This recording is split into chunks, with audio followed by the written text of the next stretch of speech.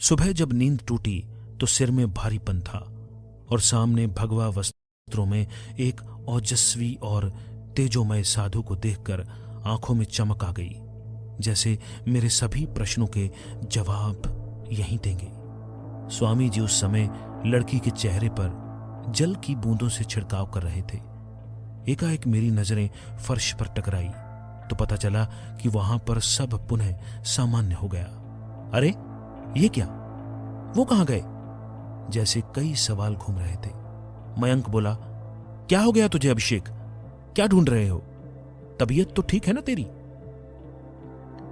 हाँ यार, अब ठीक लग रहा है, बस सिर थोड़ा भारी है।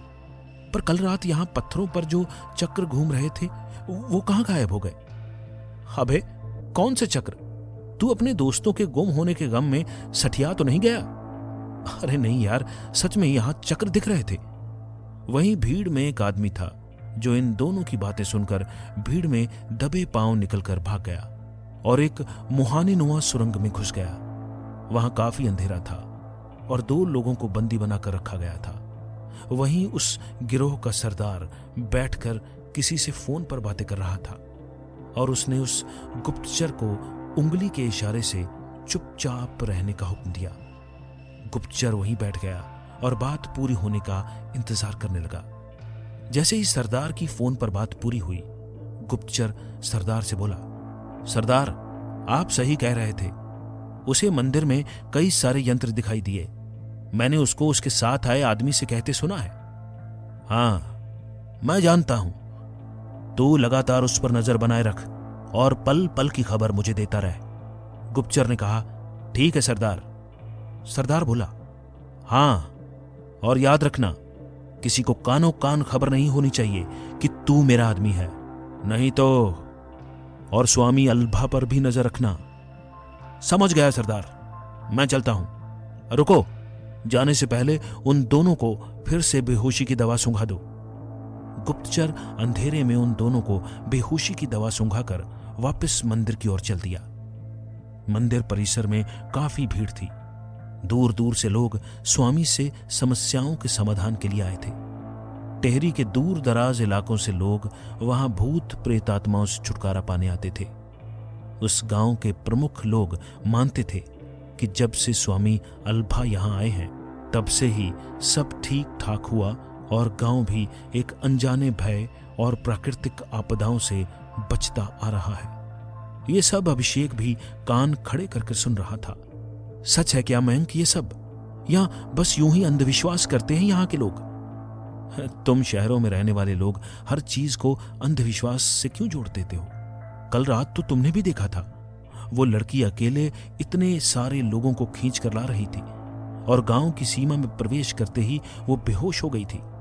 वो देखो सामने स्वामी जी अभी उसको ठीक कर रहे हैं। उत्सुकतावश मैं भी भीड़ के चक्रव्यूह को तोड़कर आगे बढ़ गया और वहां घटने वाली हर घटना को गौर से देखने लगा। स्वामी जी कुछ मंत्र पढ़कर लड़की के चेहरे पर छींटे मार रहे थे, पर लड़की भी ऐसे अड़ गई थी मानो उठना ही ना चाहती हो।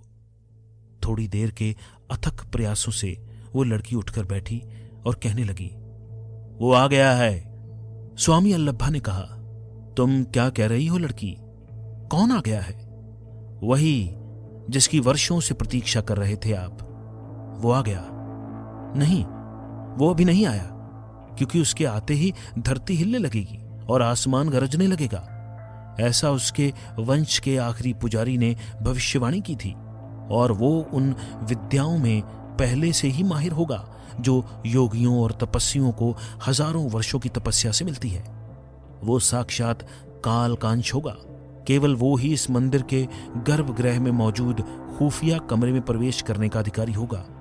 मेरे पिताजी तो केवल कुछ समय के लिए थे और उसके बाद उन्होंने मुझे सब सिखाया, पर हम केवल सीमित शक्तियों का प्रयोग कर सकते हैं। ये लड़की अब ठीक है। इसके शरीर पर जंगल से ही एक सामान्य सी आत्मा की छाया आ रही थी। जब ये कल गांव के जंगल में गई तो शाम के समय जंगल के राक्षस पिशाच ने इसे अपने वश में कर लिया था और इसे चेतावनी दी थी कि प्रतिबंधित क्षेत्र में न जाए।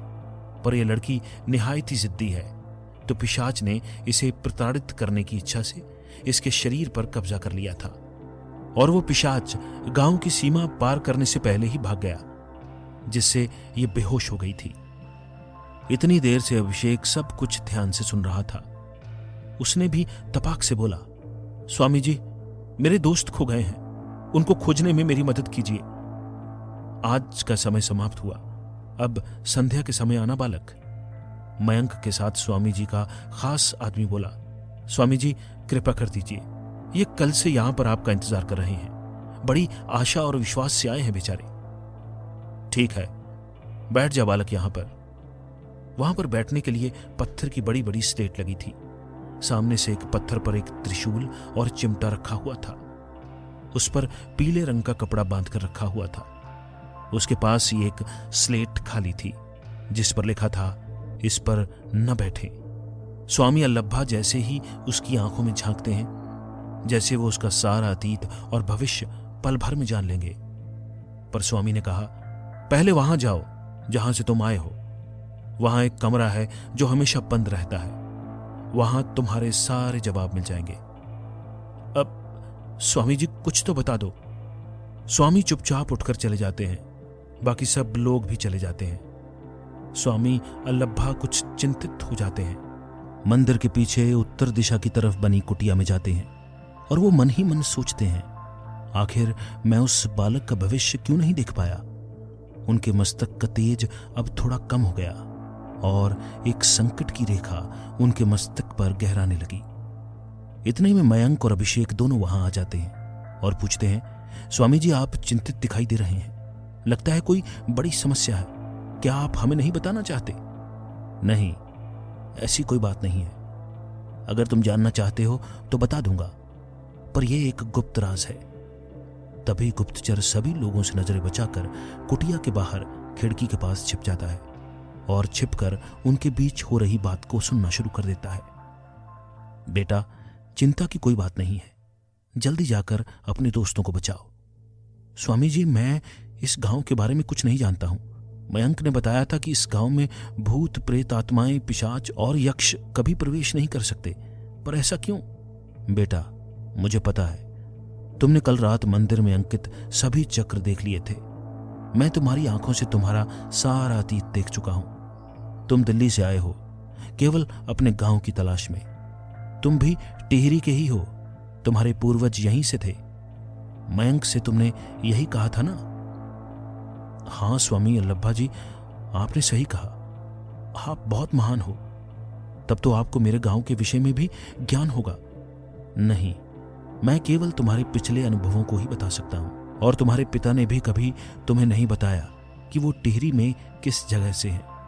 यह सुनकर मयंक और अभिषेक एक दूसरे को देखकर सन्न रह जाते हैं, जैसे कि स्वामी ने उनकी गुप्त बात जान ली हो। स्वामी अल्लभा फिर अपनी बात शुरू करते हैं। इस गांव का इतिहास बहुत पुराना है बेटा।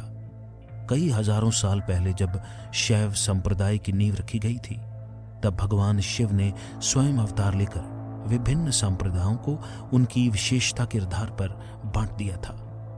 उस समय कुछ काल तक तो सब कुछ ठीक रहा, परंतु समय के साथ इन संप्रदायों में होड़ मचने लगी। पृथ्वी पर अधिक भूभाग किसको मिले? समय समय पर विभिन्न राज्यों ने इन संप्रदायों से शिक्षा प्राप्त की और पृथ्वी पर शासन किया, जिनमें प्रमुख 5 संप्रदायों को शिव पूजा विधि के व अवतारों के आधार पर बांटा गया था। पशुपात संप्रदाय, लिंगायत संप्रदाय, कालमुख संप्रदाय, कपालिक संप्रदाय और नाथ संप्रदाय मुख्य थे। इनमें कई वर्ग और उपवर्ग थे। कपालिक संप्रदाय के लोग हिमालय और ऊंचे पर्वतों पर जाकर अपनी कुंडलिनी जागरण के लिए पंचमकरों का प्रयोग करके कई सारी सिद्धियों को अपने वश में करते थे। कपालिक संप्रदाय के लोग मानव के कपाल से जल और मदिरा और इससे भी क्रूर कृत्य करते थे। वो अपना इष्ट भैरव को मानते थे, जो कि भगवान शिव के मुख्य अवतार हैं, और वो प्रतिदिन उन्हें नर बलि प्रदान करते थे। और जब बलि हो जाती थी, तब वो और कालमुख संप्रदाय के लोग अपनी आवश्यकता के अनुसार मानव शरीर का प्रयोग करते थे। कालमुख संप्रदाय के लोग मुर्दों की भस्म को अपने शरीर पर मलते थे और चिता में जल रही लाश को भी भोजन के रूप में उपयोग कर लेते थे। कपालिक संप्रदाय मानव की हड्डियों, गर्म खून का सेवन कराते थे और उससे ही भैरव साधना, त्रिपुरा सुंदरी, महाकाली, भैरवी, बगलामुखी, कामाख्या आदि की स्थापना करते थे। इन साधनाओं का प्रयोग वो अपनी भौतिक देह से ऊपर उठकर कई शक्तियां प्राप्त कर लेते थे। कई सारे अघोरी और तांत्रिक लोगों का भला करते थे, परंतु अधिकतर अपनी सुख सुविधा के लिए आम आदमियों का वशीकरण, उच्चाटन, विदेशन, कीलन आदि कार्य करते थे। परंतु धीरे धीरे वास्तविक ज्ञान लुप्त होने लगा। कुछ लोग पंच मकरों का प्रयोग केवल मानसिक और शारीरिक सुख के लिए करने लगे और उसी समय एक महान कपालिक नितांत साधु ने 12वीं सदी के प्रारंभ में केदार खंड के एक छोर पर अपनी समस्त शक्तियों से अपने इष्ट बटुकनाथ भैरव को प्रसन्न करके उनका मंदिर बनाया। ये श्री शैल पद्धति पर विकसित किया गया था। श्री शैल पद्धति का प्रमुख मंदिर महाकालेश्वर लिंग उज्जैन में स्थापित था। उसी की तरह उस साधु ने केदार खंड के उत्तर कोण में इसकी स्थापना की और स्वयं उन्होंने उसी काल के एक ब्राह्मण को उस मंदिर की जिम्मेदारी दी और कई सारी सिद्धियों को सिखाया और फिर स्वयं हिमालय पर चले गए। परंतु कपालिक और कालमुख संप्रदायों ने इस मंदिर का पता अपनी शक्ति से किया और फिर यहां भी नरबलि देने लगे और इस स्थान को भी कलुषित कर दिया। बहुत समय तक सब सही रहा। उसके बाद का घटनाक्रम किसी को भी ज्ञात नहीं है। इस सच को जानने के लिए मेरी कई पीढ़ियां यहां रही और मेरे पूर्वजों को मुख्य पुजारी के अंतिम वंशज ने यह बताया था कि एक ना एक दिन दोबारा हमारा वंशज यहां आएगा। उनका स्थान आज तक कोई भी अन्य नहीं ले सका, क्योंकि उन्हें भगवान भैरव का वरदान प्राप्त था जो केवल उनके वंशजों तक ही सीमित था। यही मंदिर में एक गुप्त कक्ष है जिसके विषय में मुझे भी पता नहीं है। न जाने कितने अघोरी आए, कितने तांत्रिक आए, सब हार कर वापस लौट गए, परंतु कोई भी उस कमरे का पता नहीं लगा पाया। बस मुझे अभी तक इतना ही पता है। जल्दी जाओ बेटा, तुम्हारे दोस्त किसी बड़े खतरे में हैं, वहीं उनका कुछ सुराग मिलेगा। यह तो बड़ी विचित्र घटना है। ठीक है स्वामी जी, मयंक चल, अब फटाफट गाड़ी निकाल, मेरे दोस्त किसी बड़े खतरे में हैं। मयंक और अभिषेक के बाहर आने से पहले गुप्तचर वहां से बिना किसी को दिखाई दिए भाग जाता है और फिर से उस सुरंगनुमा बंकर से गुजरता है। वहां अभी भी 2 लोग अर्धचेतन अवस्था में पड़े हैं। सरदार कहां हो? वो लोग जा रहे हैं। क्या? इतनी बड़ी बात तुम अब बता रहे हो? जल्दी करो, इन दोनों को अंधेरी कोठरी में फेंक दो, हमें अभी उन पर नजर रखनी होगी। तुम बाहर जाओ। सरदार हड़बड़ी में किसी को फोन मिलाता है। हेलो बॉस, जैसा आपने कहा था वैसे तो कुछ नहीं हुआ, वो भी साधारण ही निकला। पीछा करो उसका और अपनी सिद्धियों का प्रयोग करो। ठीक है बॉस, कहकर फोन रख देता है सरदार। मयंक और अभिषेक उस गांव से बाहर निकल जाते हैं। गांव की सीमा से बाहर निकलते ही आसमान चारों ओर काले बादलों से घिरने लगता है, जैसे कि प्रकृति किसी भयंकर तूफान का आदेश दे रही हो। हल्की हल्की बारिश और भयंकर हवा चलने लगती है। रोड दिखना भी समाप्त हो जाता है। फिर भी मयंक अपनी पूरी जी जान से गाड़ी चला रहा था। पहाड़ों की पतली और संकरी रोड पर सरपट गाड़ी दौड़ने लगी और जाकर सुमन अंकल के फार्म हाउस पर ही रुकी। वहां जाकर उन्होंने पाया फार्म हाउस के मुख्य द्वार पर लगा ताला तोड़कर अलग फेंक रखा था। कमरों में अंदर जाकर उन्होंने देखा तो सारा सामान इधर उधर बिखरा हुआ था। मयंक बोलता है, लगता है कोई हमसे पहले यहां आ गया होगा। अभिषेक जवाब देता है, पर कौन और क्यों? चलो मेरे साथ पीछे की तरफ देखते हैं। अभिषेक कहते हुए मौन हो गया। उसके चेहरे पर चिंता के भाव और लकीरें स्पष्ट उभर गई थी। वो दोनों दौड़कर पीछे की तरफ गए। उन्होंने पूरा फार्म हाउस खोजा पर कुछ न मिला। अब रात होने को आई और वो जंगल की तरफ जाने लगे। मयंक और अभिषेक दोनों अलग अलग हो गए। धीरे धीरे रात गहराने लगी पर जंगल में कुछ भी नजर नहीं आया। मयंक को अभिषेक की आवाज आई, यहां आओ यार। और वो उस आवाज का पीछा करते करते घनघोर जंगल में घुस गया। अचानक एक धक्का उसे लगा और वो नीचे पानी में गिर गया। जैसे वो उठा, उसने पीछे मुड़कर देखा तो वहां कोई ना था। उसे उस जगह पर अजीब सी बदबू आने लगी। वो सोच ही रहा था कि पेड़ के ऊपर पत्तों में सरसराहट हुई। उसने गर्दन ऊपर उठाई तो एक कंकाल उसके सिर पर था। वो डर जाता है और कंकाल को फेंक देता है। आगे बढ़ता है। आगे बढ़कर वो पीछे मुड़कर कंकाल देखता है तो उसे कुछ नहीं दिखता। इससे वो और भयभीत हो जाता है। वहीं पेड़ के नीचे बैठ जाता है। थोड़ी देर बाद एक चिपचिपी चीज उसके सिर पर गिरती है। वो हाथ सिर पर लगाता है और जब उस हाथ को देखता है तो गर्म इंसानी खून उसके कपड़ों पर गिरने लगता है। वो जैसे ही ऊपर देखता है उसे एक सरकटी लाश नजर आती है और वो पूरा जोर लगाकर भागता है। जंगल में हर कोने से उसे अभिषेक की आवाजें आती हैं और अंधेरे में चमकती आंखें भी जो उसे हर ओर से घूर रही थी। वो अंधेरे में दौड़ लगाता है। उसका शरीर पसीने से तर हो जाता है और वो दौड़ते दौड़ते अभिषेक से टकराता है और गिर जाता है। मयंक बेहोश हो जाता है।